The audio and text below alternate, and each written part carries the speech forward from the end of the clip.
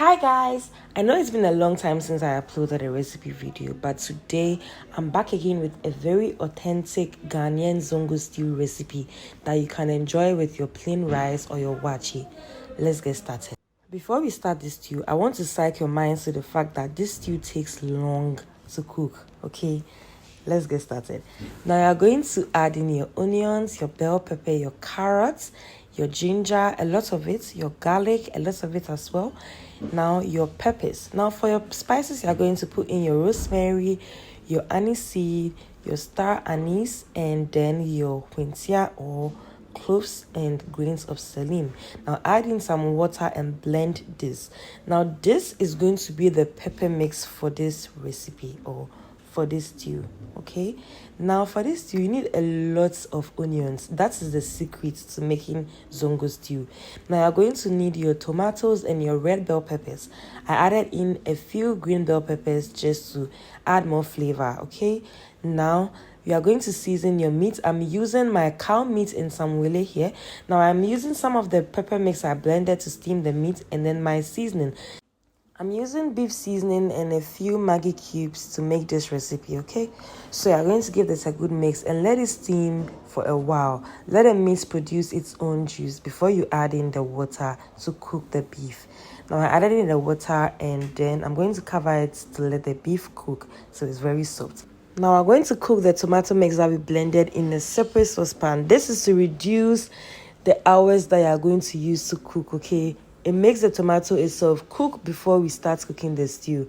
You know, this stew takes about 6 hours to cook, so you need to reduce some of the hours. In your saucepan, add in your oil. This recipe needs a lot of oil, lots of it, and lots of onions, like I said. Now, add in your onion mix to your oil and just fry this. Now, let me make this clear. For Hausa or Zongo stew, we are frying the stew. We're not cooking. It's like I'm making shito. So you fry the stew instead of boiling the stew, okay? So we are going to keep frying this stew till it is well fried. Now adding the rest of the pepper mix to this onion base and give it a good mix. Keep frying it as well, okay? Anyways, I hope you guys are doing very well. If you are doing very well, please just send me a comment and let me know how you're doing, okay? Just type, Abby, I'm fine. I'm also fine, by the way. You can see the pepper mix is well fried. It has this golden color that I really like. And we're going to go ahead and add in our tomato mix, okay? Now we're going to add 10 tomatoes to this stew and fry this as well with the pepper and the onion mix. Now you can see that I'm stirring this a lot. You know, this recipe, you don't want the stew to burn or anything because you know you need a stew to cook and be dry. So it requires a lot of stirring, okay? So if you're making this Hausa stew, you need to stir it a lot. Don't be scared. Now cover this and let the 10 tomatoes cook, and you can now add your cooked tomato mix. You can see that the tomato mix is very well cooked. So it's going to reduce the hours that I'm going to use to cook this stew. Even with me cooking the tomato mix, it took 6 hours to cook. So imagine not cooking the tomatoes and pouring it directly into the stew. Anyways, now I'm going to cover this and now let your stew cook very well. At this point, you can give up and just find some fancy kinky and eat the stew with. If you want this color, just stop. if you can't continue. But if you really want to continue, then you're going to fry your meat till it becomes very dry like this, okay? If you are stubborn like me, I'm sure you'll be tasting this meat till it's left with about 3. That's what I was doing. So I just had to hide the meat somewhere. Now you can see my stew is getting cooked. I'm getting the color I want. I wanted it to be very dark, yeah? That kind of zongo stew. Now you're going to add in the meat stock and just give this a good mix as well.